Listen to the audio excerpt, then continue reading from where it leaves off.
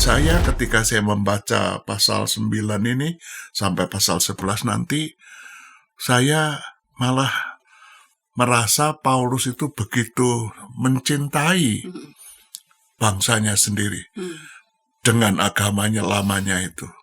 Dia merasa bahwa dia itu satu dengan mereka, kecil di antara yang besar-besar itu. besar-besar. Karena itu Yang di antara yang dikdaya itu. godaannya itu ya, kalau mau aman mesti bergantung sama siapa yang kuat. Betul. Dan itu jatuh ya. Kalau pas Mesir yang kuat, ikut Mesir. Kalau nanti pas Asyur kuat, ikut Asyur, begitu. Dan itu yang Tuhan mengatakan, aku berdaulat sama kamu. Tidak peduli apapun, pokoknya itu hanya untuk aku. Jadi nggak mau terima begitu.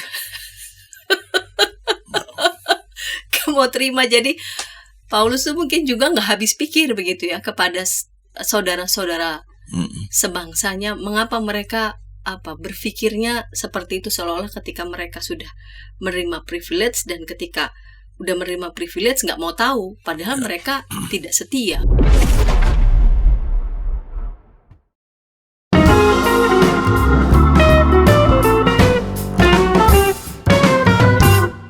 Sahabat YKB TV, sahabat Ngulik Alkitab, kita jumpa kembali dalam program ini, program Ngulik Alkitab yang kami persembahkan kepada para sahabat pecinta Ngulik Alkitab yang sungguh-sungguh mau serius bersama-sama membaca Alkitab dan tentu saja menggali setiap pesan yang berharga dalam setiap teks yang kita ulik secara berurutan. Secara khusus kita masih mengulik kitab surat Roma, secara khusus Roma pasal 9 ayat 1 sampai 33.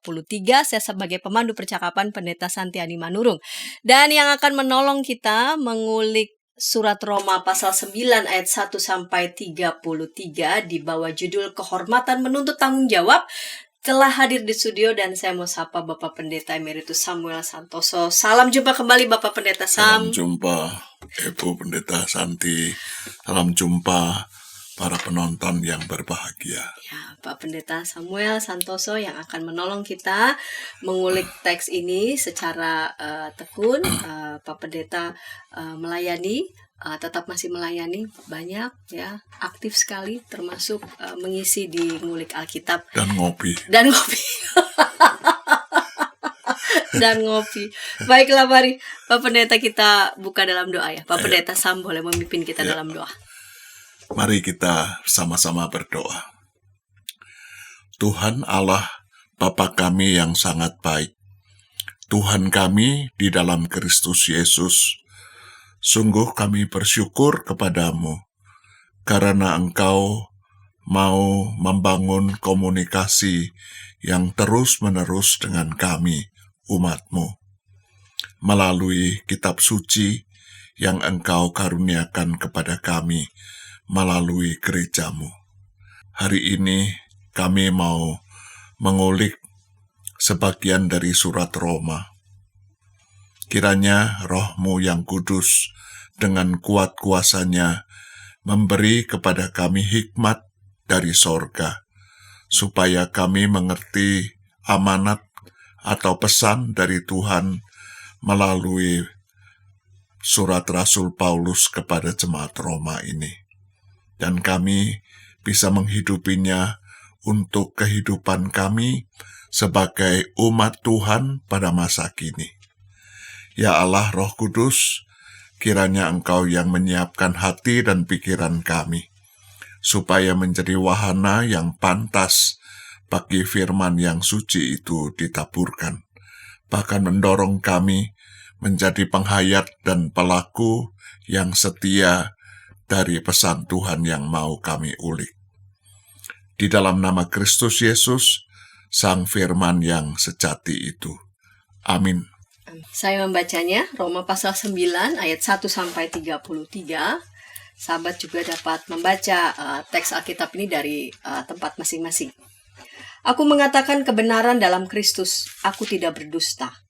Hati nuraniku turut bersaksi dalam Roh Kudus bahwa aku sangat berduka cita dan selalu bersedih hati. Bahkan aku mau terkutuk dan terpisah dari Kristus demi saudara-saudaraku, kaum sebangsaku secara jasmani. Sebab mereka adalah orang Israel, mereka telah diangkat menjadi anak, dan mereka telah menerima kemuliaan, perjanjian-perjanjian, hukum Taurat, ibadah, dan janji-janji. Mereka adalah keturunan bapa-bapa leluhur yang menurunkan Mesias secara jasmani yang ada di atas segala sesuatu. Dialah Allah yang harus dipuji sampai selama-lamanya. Amin. Bukan berarti bahwa firman Allah telah gagal, sebab tidak semua orang yang berasal dari Israel adalah orang Israel, dan juga tidak semua yang terhitung keturunan Abraham adalah anak Abraham, tetapi yang berasal dari Ishak yang akan disebut keturunanmu. Artinya, bukan anak-anak secara jasmani yang adalah anak-anak Allah, tetapi anak-anak perjanjian yang disebut keturunan yang benar. Sebab firman ini mengandung janji, pada waktu seperti inilah aku akan datang dan Sarah akan mempunyai seorang anak laki-laki. Namun bukan hanya itu saja, lebih terang lagi ialah Ribka yang mengandung dari satu orang, yaitu dari Ishak bapa leluhur kita. Sebab waktu anak-anak itu belum dilahirkan dan belum melakukan yang baik atau yang jahat, supaya rencana Allah tentang pemilihannya diteguhkan, bukan berdasarkan perbuatan tetapi berdasarkan panggilannya. Dikatakan kepada Ribka, anak yang tua akan menjadi hamba anak yang muda, seperti tertulis, Yakub kukasihi, Esau kubenci. Jika demikian, apa yang hendak kita katakan?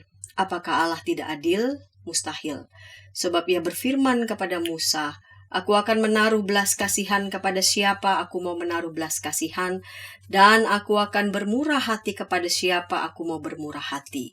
Jadi hal itu tidak tergantung pada kehendak orang atau usaha orang, tetapi kepada belas kasihan Allah.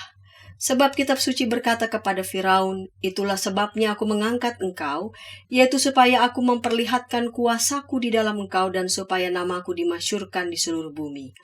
Jadi ia menaruh belas kasihan kepada siapa yang dikehendakinya, dan dia mengeraskan hati siapa yang dikehendakinya. Sekarang kau akan berkata kepadaku, jika demikian apalagi yang masih disalahkannya? Sebab siapa yang menentang kehendaknya? Siapakah engkau, hai manusia, maka engkau membantah Allah? Dapatkah yang dibentuk berkata kepada yang membentuknya, mengapa engkau membentuk aku demikian? Apakah tukang periuk tidak mempunyai hak atas tanah liatnya untuk membuat dari gumpal yang sama suatu bejana untuk tujuan yang mulia dan yang lain untuk tujuan yang biasa? Jadi bagaimana kalau Allah yang hendak menunjukkan murkanya dan menyatakan kuasanya, menaruh kesabaran yang besar terhadap bejana-bejana kemurkaannya yang telah disiapkan untuk kebinasaan, justru untuk menyatakan kekayaan kemuliaannya atas bejana-bejana belas kasihannya yang telah dipersiapkannya untuk kemuliaan, yaitu kita yang telah dipanggilnya bukan hanya dari antara orang Yahudi, tetapi juga dari antara bangsa-bangsa lain, seperti yang difirmankannya juga dalam kitab Hosea, yang bukan umatku akan kusebut umatku, dan yang bukan kekasih-kekasih di tempat di mana telah dikatakan kepada mereka, kamu ini bukanlah umatku, di sana mereka akan disebut anak-anak Allah yang hidup. Yesaya berseru tentang Israel, sekalipun jumlah anak Israel seperti pasir di laut, hanya sisanya akan diselamatkan. Sebab apa yang telah difirmankannya akan dilakukan Tuhan di atas bumi, sempurna dan segera, seperti yang dikatakan Yesaya sebelumnya. Seandainya Tuhan semesta alam tidak meninggalkan pada kita keturunan, kita sudah menjadi seperti Sodom dan sama seperti Gomora. Jika demikian, apa yang hendak kita katakan? Ternyata bangsa-bangsa lain yang tidak mengejar kebenaran telah beroleh kebenaran, yaitu kebenaran berdasarkan iman. Sedangkan Israel sungguh pun mengejar hukum yang akan mendatangkan kebenaran tidak sampai kepada hukum itu. Mengapa tidak? Karena Israel mengejarnya bukan berdasarkan iman, tetapi seakan-akan berdasarkan perbuatan. Mereka tersandung pada batu sandungan seperti tertulis, sesungguhnya aku meletakkan di Sion sebuah batu sandungan dan sebuah batu besar yang membuat orang jatuh. Dan siapa yang percaya kepadanya tidak akan dipermalukan. Baik, Pak Pendeta Sam, ada 33 ayat di pasal 9 ini. Secara umum di segmen pertama ini, kita mengawali dengan secara umum pasal 9 ini mau mengatakan tentang apa, Pak Pendeta? Kalau judul perikopnya pilihan atas Israel. Ya, Pendeta Santi dan para penonton yang terkasih. Kalau kita membaca tulisan Rasul Paulus pasti nomor satu jidat kita akan berkerut-kerut. Kalau kita pernah belajar bahasa Jerman, rasanya Paulus itu menggunakan pola berbahasa seperti bahasa Jerman. Di bahasa Jerman itu, kalau kita mengenal anak kalimat, kalau bahasa Jerman enggak. Anak kalimat, cucuk kalimat, cicit kalimat, jadi komanya itu panjang sekali. Saudara bisa mendengar tadi dengan tersengal-sengal Pendeta Santi membaca ayat yang panjang dan hanya koma-koma begitu, yang kalau kita meleset sedikit lalu kemudian salah. Tapi ya kita terimalah. Besok kita kalau ketemu sama Paulus kita komplain. Kenapa tulisanmu yang bagus mesti begitu berat. Nah, para penonton, biasanya yang setahu saya kalau kita mendengar orang berpindah agama di Indonesia lalu muncul di medsos, di TikTok atau apa itu, agama lama saya A, saya pindah jadi B, lalu saya bikin testimoni. Testimoninya itu menarik. Testimoninya itu hampir semua menjelek-jelekan agama lamanya. Padahal misalnya kita tahu dia itu waktu dia pindah agama umurnya sudah 50. 40 tahun dia hidup dan aktif sekali dalam agama lamanya. Lalu agama lamanya itu salah, jahat, jelek sekali, semua jelek. B pindah ke A juga begitu, menjelek-jelekan agama lama. Nah, Paulus mengajar kepada kita bagaimana dia membawa diri, menempatkan diri terhadap agama lamanya. Dia sebagai orang Yahudi. Jadi, saudara, buat saya ketika saya membaca pasal 9 ini sampai pasal 11 nanti, saya malah merasa Paulus itu begitu mencintai bangsanya sendiri dengan agamanya lamanya itu. Dia merasa bahwa dia itu satu dengan mereka. Aku tuh tidak terpisah dari mereka. Gimana pun juga aku lama dan menjadi aktivis. Yang aktif banget, malah bukan cuma aktivis, dia juga sudah jadi murid terapi Gamaliel, betul ya, yang hebat sekali. Jadi antara di satu sisi saya harus tetap mengapresiasi agama lama saya tetap mengaku bahwa saya Saulus, meskipun saya sekarang udah jadi Paulus. Saya melihat dengan perspektif yang berbeda, tetapi tetap melihat sisi-sisi yang istimewa dari umat Israel, umat Allah yang termasuk agama lamanya. Jadi dia merasa prihatin sebetulnya, dan yang menarik, Paulus membuat tulisannya ini menjadi semacam pergulatan dalam diri. Saya suka menyebutnya ego dan alter egonya. Egonya mengatakan begini, lalu begini, lalu ego dan alter ego itu berdiskusi begitu rupa tentang S yang kemudian jadi P tadi. Saulus yang kemudian menjadi Paulus tadi. Dan dia bisa membawa kita kemudian ke perspektif kita sebagai umat Allah yang baru. Kudunya gimana belajar dari umat Allah yang lama itu. Ini luar biasa ya. Jadi tidak memposisikan diri, lalu kemudian sebagai orang yang sama sekali nggak kenal, lalu kemudian berjarak sekali ya dengan saudara-saudara sebangsanya, tetapi bagaimanapun juga menolong mereka untuk melihat perspektif yang baru begitu ya, supaya mereka juga bisa melihat sungguh-sungguh melihat dengan murni. Nah, kita akan melihat lagi setiap teksnya, kita akan explore itu pada segmen yang kedua, namun sebelumnya kita dengarkan pesan-pesan berikut ini. Para pimpinan gereja di sana-sini mengakui bahwa jangankan warganya atau para pendetanya, mereka sendiri juga tidak begitu tahu karena sesudah menerima dokumennya taruh di kantor sinode. Tidak ada upaya untuk sosialisasi. Jadi sama juga kayak masalah bioetika di Indonesia ya, apakah boleh begini, apakah boleh, tapi kita harus bertanya lebih dalam lagi sebagai orang Kristen, apa sikap etis dan apa keputusan etis yang merupakan refleksi daripada visi moral dari iman Kristen. Hadirkan Tuhan sebagai sahabat, bukan hanya sebagai majikan yang di atas atau hakim. Hadirkan Tuhan sebagai sahabat kita juga, yang mau mendengar, mau meraih, yang kamu bisa seadanya dengan dia, yang kamu bisa nikmati kehadirannya. Kalau gereja bisa lakukan itu, apapun alirannya, saya kira Gen Z akan merasa ini rumah. Ternyata masih banyak komunitas kita yang tanpa sadar budaya hierarkis di dunia itu dibawa masuk ke gereja. Bagaimana sikap majelis, sikap anggota jemaat terhadap satpam gereja, terhadap pekerja gereja, itu kita kadang-kala tidak memperlakukannya sebagai sahabat, tapi ya pesuruh aja yang ya udahlah.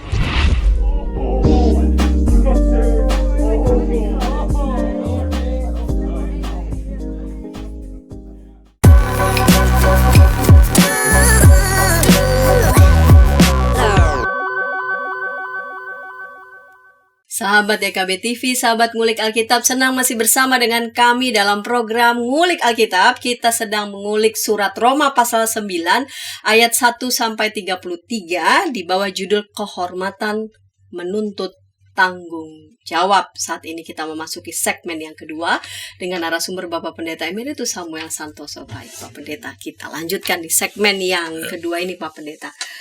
Saya mau kita mengajak para sahabat juga merasa batinnya, hatinya Paulus. Di segmen pertama Pak Pendeta Sam tadi sudah menggambarkan bagaimana ya situasi batinnya Paulus. Aku mengatakan kebenaran dalam Kristus, aku tidak berdusta. Hati nuraniku turut bersaksi dalam Roh Kudus bahwa aku sangat berduka cita dan selalu bersedih hati. Bahkan aku mau terkutuk dan terpisah dari Kristus demi saudara-saudaraku, kaum sebangsaku secara jasmani.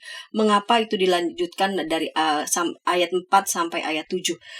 Ini mengapa di awal tuh kalimatnya begitu dramatis, mengharu biru ya. Bahkan mengatakan aku mau terkutuk dan terpisah dari Kristus demi saudara-saudaraku kaum sebangsaku secara jasmani. Apa yang sedang bergolak dalam hati Paulus? Ya, memang nggak bisa ngerti menurut saya kok Paulus itu.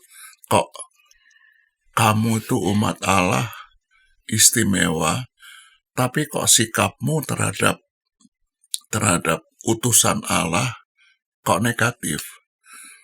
Jadi rasanya Paulus itu sama seperti Yeremia yang mengatakan keras sekali, tetapi sebetulnya hatinya aku salah satu dari kalian.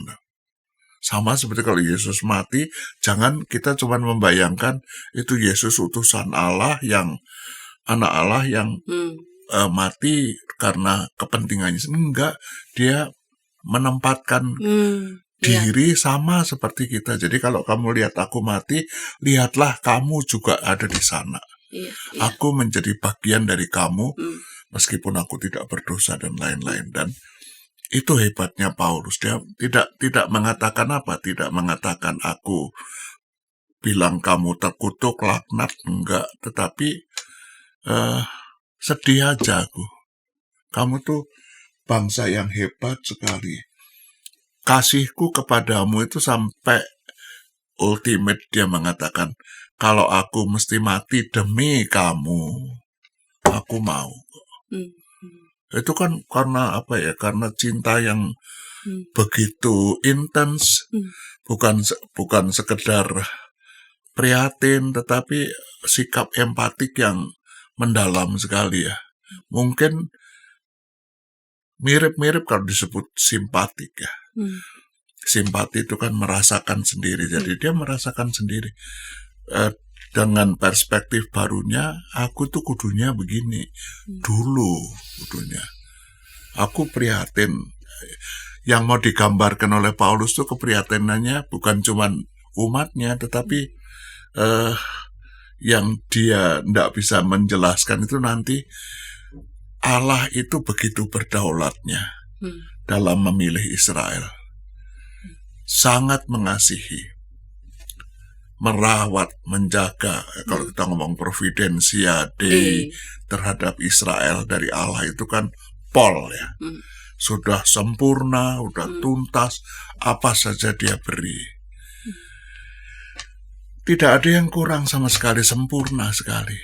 Loh kok tiba-tiba utusan dari Allah yang ultimate tadi, kok kamu bunuh?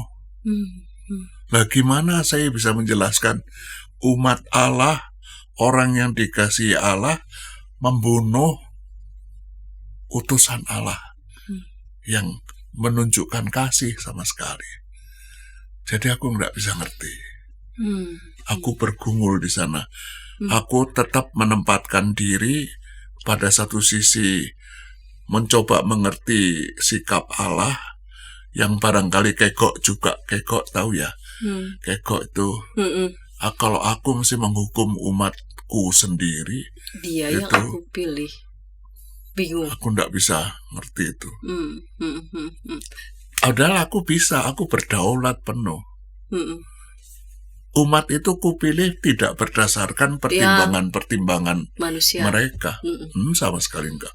Bukan karena mereka besar, bukan karena mereka hebat, bukan karena kebijaksanaan dan lain. Enggak sama sekali. Jadi itu saya ambil satu ungkapan dari, ternyata ungkapan seorang sastrawan Inggris itu yang mengatakan ketika orang pada zamannya abad 19 itu lagi terjadi antisemit. Tapi dia kemudian merumuskannya dengan kalimat yang hebat sekali. Judulnya itu How Ought of God to Choose the Jews. Aku tuh nggak bisa ngerti. Kok Allah milihnya orang Yahudi?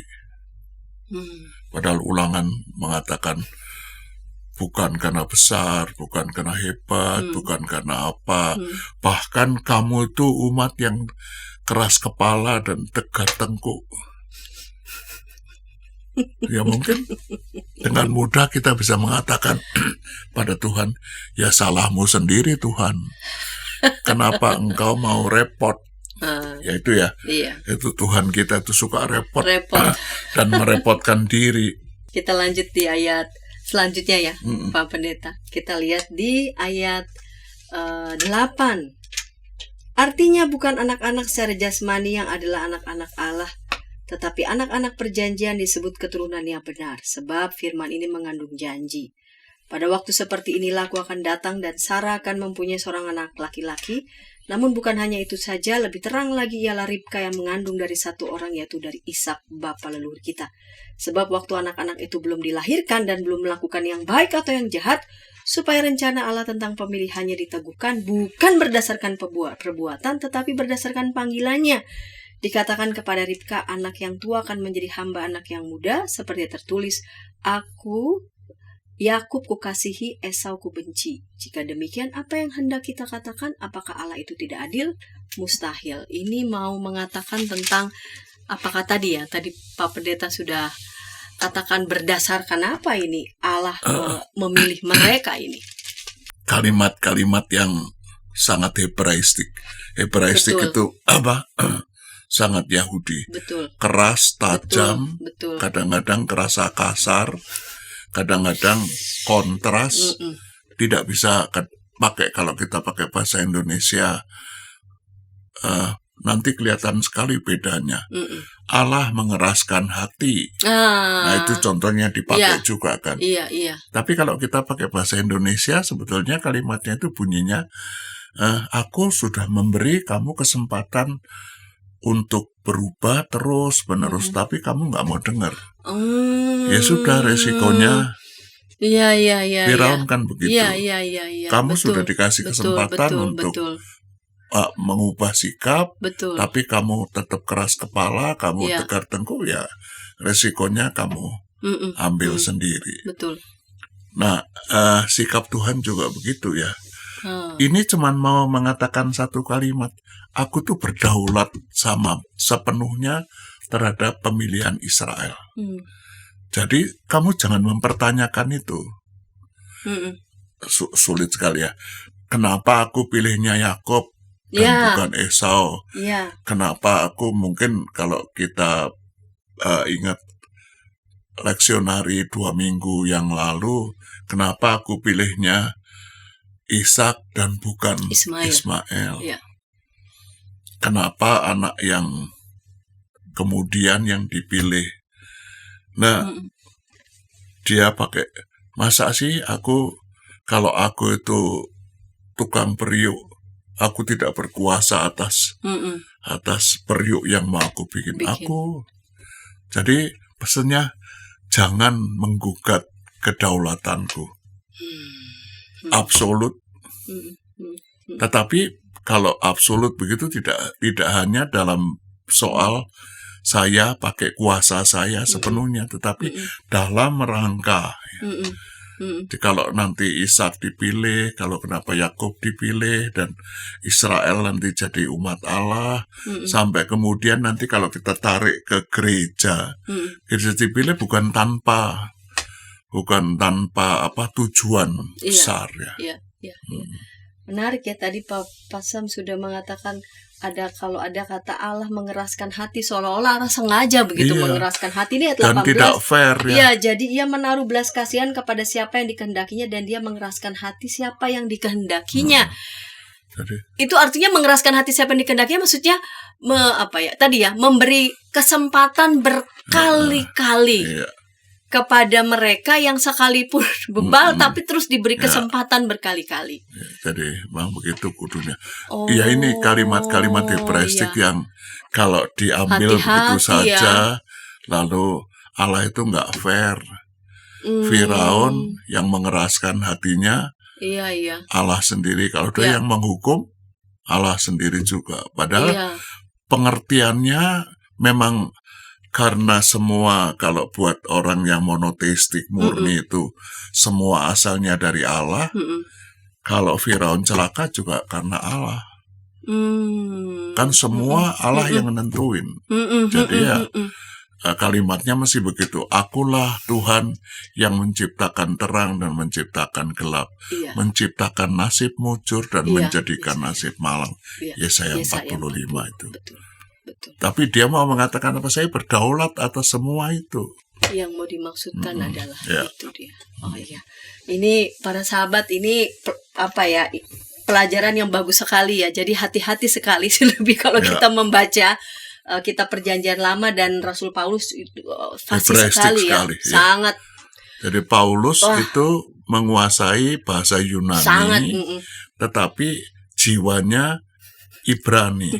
Dan secara teknis kalau kita belajar itu namanya Hebraistik. iya, iya. Hebraistik. Jadi pakainya kata Yunani, Iya. tetapi jiwanya Iya, iya. jiwa Ibrani. Iya, iya, iya. Baik, Pak Pendeta. Lalu kemudian kita lihat di ayat 19. Sekarang kau akan berkata kepadaku, jika demikian, apalagi yang masih disalahkannya? Sebab siapa yang menentang kehendaknya?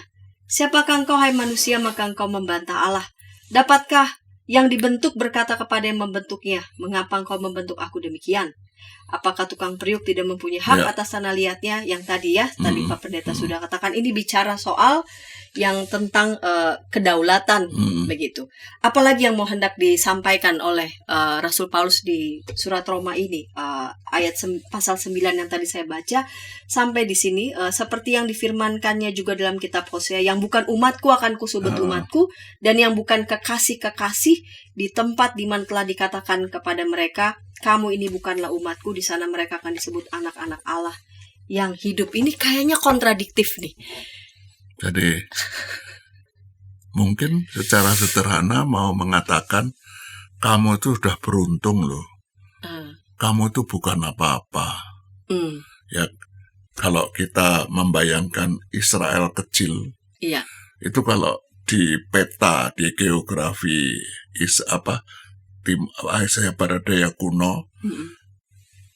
wilayah Israel itu kan separuh Jawa Tengah, Kecil. Mm. kecil sekali. Kecil. Sebelah mana? Utara, timur, laut. Sebelahnya Mesir, kerajaan gede. Sebelahnya lagi Assyria, kerajaan Oh, iya. gede. Sebelahnya lagi Asyur, kerajaan gede. Sebelah sononya Babil. Sebelah sononya Roma nanti.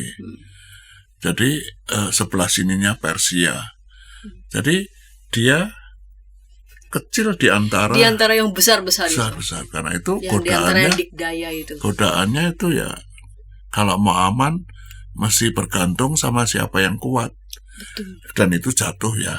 Kalau pas Mesir yang kuat ikut Mesir, kalau nanti pas Asyur kuat Ikut sana. ikut Asyur begitu. Dan itu yang Tuhan mengatakan aku berdaulat sama kamu loh. Jadi kamu tinggal percaya sama aku perancang buat kamu ini. Dari sisi apapun tidak ada kamu tuh. Kecil Dihimpit di antara yang segala Iya, yang dikdaya gitu. raksasa semua Aku yang itu. membentuk kamu, ya udah percaya aja sih, wong Iya. aku yang buat gitu ya. Di antara yang Iya. dikdaya itu kamu kubuat dengan tanganku sendiri begitu. Ya. Kadang-kadang kita harus begitu ya. Boleh orang bilang naif, tetapi bukankah itu harus terjadi ya? Tidak usah sampai kita memang sudah tidak bisa apa-apa, Iya. maju kena, mundur kena, dan udah. Tapi sering kadang-kadang Baru manusia kita kudu mengatakan, begitu. aduh Tuhan. Gitu. Tunggu harus sampai mepet betul. Sampai udah mepet betul. Baru bilang, aduh Tuhan. Udah begitu lalu ngeluhnya, aduh Pak Sam, saya sudah menderita sekali sampai berdoa aja nggak bisa. Ya. Itu mengecilkan Tuhan. Kamu nggak usah ngomong aja, Tuhan ngerti kok. Orang kan suka pikirannya, kalau Ya. aku nggak ngomong, Tuhan nggak ngerti. Dan itu berdoa sulit sekali, Pak. Loh, kamu nggak usah ngomong, nggak apa-apa kok. Ya, ya, Dia tahu persis. ya. Karena dia yang menjadikan Iya. kita, yang berdaulat atas kita. Baik Pak Pendeta, kita akan lihat di ayat selanjutnya. Kita akan eksplor bersama di ayat 27 sampai seterusnya di segmen ketiga, namun sebelumnya kita dengarkan pesan-pesan berikut ini. Para pimpinan gereja di sana-sini mengakui bahwa jangankan warganya atau para pendetanya, mereka sendiri juga tidak begitu tahu karena sesudah menerima dokumennya taruh di kantor sinode tidak ada upaya untuk sosialisasi. Jadi sama juga kayak masalah bioetika di Indonesia ya, apakah boleh begini, apakah boleh, tapi kita harus bertanya lebih dalam lagi sebagai orang Kristen, apa sikap etis dan apa keputusan etis yang merupakan refleksi daripada visi moral dari iman Kristen. Hadirkan Tuhan sebagai sahabat, bukan hanya sebagai majikan yang di atas atau hakim. Hadirkan Tuhan sebagai sahabat kita juga, yang mau mendengar, mau meraih, yang kamu bisa seadanya dengan dia, yang kamu bisa nikmati kehadirannya. Kalau gereja bisa lakukan itu, apapun alirannya, saya kira Gen Z akan merasa ini rumah. Ternyata masih banyak komunitas kita yang tanpa sadar budaya hierarkis di dunia itu dibawa masuk ke gereja. Bagaimana sikap majelis, sikap anggota jemaat terhadap sapam gereja, terhadap pekerja gereja, itu kita kadang-kala tidak memperlakukannya sebagai sahabat, tapi ya pesuruh aja yang ya udahlah.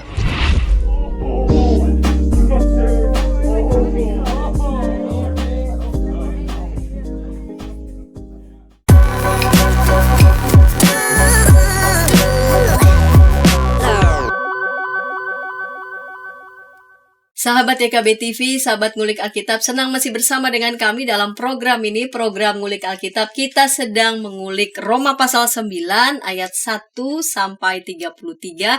Kita memasuki segmen yang ketiga ini, segmen penutup dengan narasumber Bapak Pendeta Emeritus Samuel Santoso di bawah judul Kehormatan Menuntut Tanggung Jawab. Baik Pak Pendeta, kita lanjutkan di segmen yang ketiga ini. Di ayat 27, Yesaya berseru tentang Israel, sekalipun jumlah anak Israel seperti pasir di laut, hanya sisanya akan diselamatkan. Sebab apa yang telah difirmankannya akan dilakukan Tuhan di atas bumi, sempurna dan segera. Seperti yang dikatakan Yesaya sebelumnya, seandainya Tuhan semesta alam tidak meninggalkan pada kita keturunan, kita sudah menjadi seperti Sodom dan seperti Gomora. Lalu dilanjutkan ayat 30-33. Jika demikian apa yang hendak kita katakan, ternyata bangsa-bangsa lain yang tidak mengejar kebenaran telah beroleh kebenaran, yaitu kebenaran berdasarkan iman. Sedangkan Israel sungguh pun mengejar hukum yang akan mendatangkan kebenaran, tidak sampai kepada hukum itu. Ini kok ironi ya, Pak? Ya, jadi Paulus mengatakan kepada pembaca suratnya, kepada bangsanya, satu kalimat satu pemahaman yang ironinya itu begini, gara-gara kamu menolak Yesus, yang untung orang lain yang tidak punya beban seberat kamu, harus ini, tapi iman kepada Kristus itu cukup. Jadi saya membayangkan Paulus sambil tarik napas panjang ya, sesudah percakapan dialog itu terjadi. Ya udah, kalau kamu keras kepala begitu, rencana Tuhan tidak pernah putus. Dia tetap meneruskan, dia konsisten dan konsekuen. Yang beruntung siapa? Kamu nggak mau? Bangsa-bangsa lain. Bangsa-bangsa lain yang Paulus pakai karena iman. Jadi memang Paulus kan begitu ya. Kalau dia bicara tentang Taurat tidak berlaku lagi, bukan berarti inti Tauratnya tidak berlaku, tetapi aturan-aturan yang kecil-kecil yang seperti di masyarakat kita gitu ya. Itu yang mereka dibebaskan dari aturan-aturan itu. Mereka yang menerima berkah yang seharusnya kamu sudah mengalaminya. Malah mereka diperkenalkan kenal lebih dulu mereka ya. Jadi, disertai lebih dulu malah mereka. Jadi apa ya? Orang Israel ini kenal lebih dulu, tetapi yaitu kata-kata Tuhan Yesus kan begitu. Siapa yang terdahulu menjadi terkemudian, siapa yang terdahulu jadi yang akhir, Betul. yang akhir jadi yang terdahulu. Jadi sama tarik napas panjang, kok ya nyesel, kamu kok ya punya sikap begitu. Aku tidak bisa membayangkan kalau Allah harus men-skip kamu. Itu tidak mungkin. Allah itu sangat mengasihi dan terus-menerus konstan mengasihi kamu dan tetap membuka pintu itu. Orang yang tadinya bukan umat sekarang jadi umat. Itu kan, kalau sayang Paulus tidak pakai bahasa yang lain, itulah charis, anugerah. Dipakainya belas kasihan ya. Iya. Charis, anugerah. Yang tidak bergantung kepada yang menerima, tapi bergantung kepada yang memberi. Justru malah anugerah itu kemudian disediakan juga kepada bangsa-bangsa lain. Artinya yang menurut kamu itu bakalnya masuk neraka. Masuk neraka. Enggak. Tidak akan beroleh anugerah sama sekali. Justru di luar dugaan mereka, di luar prediksi BMKG. Iya. Tidak pernah terduga. Mereka kan suka memisahkan antara Am dan Goyim ya. Iya. Goyim itu bangsa-bangsa lain yang bakalnya nggak masuk hitungan. Ini analogi semacam itu dibongkar balik sama sekali. Iya. Kamu disediakan itu, kamu nggak mau. Iya. Diambil, dikasih. Mungkin itu kali ya yang membuat mereka sudah terlanjur ini loh, kami udah dapat privilege. Iya. Melepaskan privilege itu ya itu sulit saya sekali. pakai kata inklusivitas. Iya. Eksklusivitas itu khusus untuk aku. tidak untuk orang lain-lain. Tidak peduli apapun, pokoknya itu hanya untuk aku. Jadi nggak mau terima begitu. Nggak mau terima. Jadi Paulus tuh mungkin juga nggak habis pikir begitu ya kepada saudara-saudara sebangsanya. Mengapa mereka berpikirnya seperti itu, seolah-olah ketika mereka sudah menerima privilege, dan ketika udah menerima privilege nggak mau tahu, padahal mereka tidak setia begitu. Ya, jadi kalau kita balik ke perjanjian lama, saya ingat Yeremia yang kutu khotbah di bait Allah. Aku tidak bisa membayangkan kalau pendeta suruh khotbah di gerejanya sendiri begitu ya. Dia khotbah tentang bait Allah yang akan dihancurkan kepada bangunan yang atasnya namaku diserukan ini. Aku pergi dan nanti akan runtuh, akan habis. Bukan berarti kalau sepanjang masih ada bait suci, ritusnya masih jalan, persembahannya masih banyak, itu lalu enggak. Karena kamu enggak melakukan apa yang aku menyuruh kamu melakukannya. Supaya apa? Supaya hidupmu menjadi berkat untuk dunia ini. Jadi ya sudah, kalau kamu enggak mau ya, lihatlah saudara-saudaramu di Silo 722 hilang. Sekarang 586, kamu juga akan hilang. Nanti tahun 70 hilang lagi. Jadi jangan dikira aku tidak bisa bersikap keras dan tegas terhadap kamu. Kalau kita pergi ke Wahyu, kita bawa ke zaman sekarang, mana itu 7 jemaat yang sangat dikasihi Tuhan, yang anak manusia berjalan-jalan itu sekarang tidak ada. Jadi gereja pun bisa hilang kalau tidak berfungsi membawa diri sebagai gereja Tuhan ya. Tema kita hari ini kan, kehormatan menuntut tanggung jawab. Kalau kamu merasa terhormat, dipilih oleh Tuhan, jadi umat pilihan Tuhan, ya bawalah dirimu seperti si pemberi karunia tadi. Kalau enggak, ya term and condition apply. Syarat dan ketentuan berlaku. Jadi, maaf saya nggak suka pakai kata gratis ya. Keselamatan itu gratis. Gratis itu jelek. Barang gratis, apalagi gratisan itu barang yang sudah enggak. Tapi kalau saya suka pakai kata grasi. Grasi diberikan kepada siapa? Orang yang tidak pantas menerima. Sudah kudunya dieksekusi, malah dibebaskan. Nah, kudunya orang itu tahu diri. Gitu loh. Semoga kita menjadi umat Allah yang tahu diri.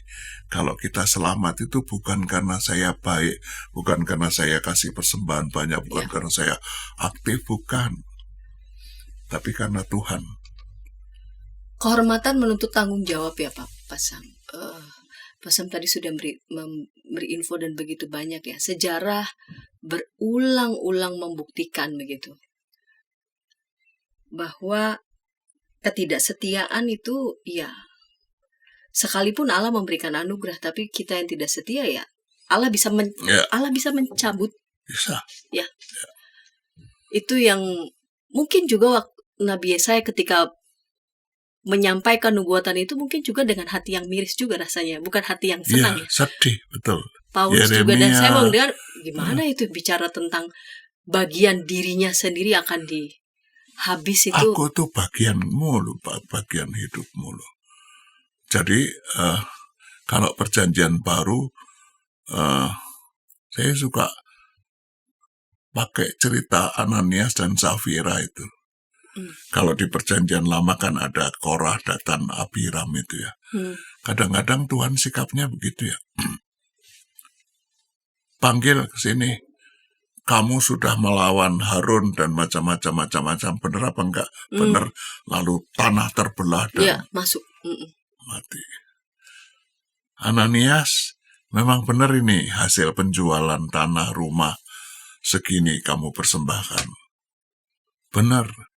Aduh, kamu itu kok mendukakan Roh Kudus. Kalau kamu tidak janji tadi, itu barang itu tetap milikmu. Iya. Tapi kamu ngomong sendiri. Iya. Kan gak harus juga. Tapi kenapa mesti mengatakan yang sebaliknya? Lalu gedok. Istrinya datang, mereka sudah pernah ikut retreat pasutri, sehati sepikir, istrinya ditanya. Istrinya ditanya, Bang betul segitu? Betul kok. Petrus tidak bisa membayangkan ya, dia tuh orang laki-laki di luar, baru aja selesai ngubur suamimu, dan sekarang mau ngubur kamu juga. Kira-kira kalau Tuhan pakai cara begitu di gereja, masih ada gereja apa enggak? Iya, ini mendengar ini sebetulnya gentar ini. Iya kan, masih ada orang pergi berbakti. Iya. Ini juga cara Tuhan tetap memberi kesempatan. Iya. Gitu ya. Bukan mau mencelakakan, tapi mengingatkan supaya kamu hidup seperti kehormatan panggilanmu. Hidup seperti kehormatan panggilanmu. Karena kehormatan itu menuntut tanggung jawab. Iya. Terima kasih Pak Pendeta Sam untuk mengulik, tidak hanya mengulik teks, tetapi juga setiap teks itu selalu dikaitkan bagi hidup kita ya sehari-hari. Semoga saya, Bu Santi, dan saudara semua punya prinsip yang begini ya. Menyadari bahwa kita hidup karena kedaulatan Allah. Tuhan yang membuat kita selamat. Tuhan membuat kita jadi orang yang terhormat. Jadi jangan cuman berkatnya kita nantikan, tetapi mari kita taati Tuhan dengan sepenuh hati. Ya. Kita membawa diri sebagai anak-anak Tuhan. Hidupmu kitab terbuka, dibaca oleh sesamamu. Kata NKB. Terima kasih Pak Pendeta Sam untuk mengulik pada episode Santi. kali ini. Ketika tayangan ini boleh memberkati sahabat. Ya, menggugah para sahabat. Sahabat dapat membagikannya kepada sebanyak mungkin orang dan dapat menekan tombol like maupun subscribe sehingga boleh mendapatkan update dari tayangan EKB TV. Kita akan menutup episode ini dalam doa. Mari Pak Pendeta Sam menutup dalam doa. Terima kasih Tuhan. Kami menyadari sekarang bahwa kami hidup karena anugerah Tuhan. Tidak ada sesuatu pun dari diri kami yang bisa membuat Engkau berbelas kasih kepada kami. Selalu ada kekurangan, ketidaksempurnaan, hal-hal yang membuat kami tidak hidup dengan benar setiap hari. Tetapi kalau kami tetap hidup sampai sekarang, nyatalah bahwa kebenaran kasih Tuhan itu nyata dalam diri kami. Tolonglah kami agar kami belajar dari kejatuhan umat Allah yang pertama, supaya kami tidak melakukannya, supaya kami tidak usah merasakan akibatnya, tetapi membiarkan kami hidup dalam iman kepada Kristus, melakukan apa yang Kristus lakukan, menjadikan Kristus menjadi patokan dan norma untuk tutur kata dan tingkah laku kami sehari-hari. Tuhan Yesus, pimpin dan bimbinglah kami oleh kuat kuasa Roh-Mu yang kudus. Di dalam nama-Mu kami berdoa dan memohon. Amin. Amin.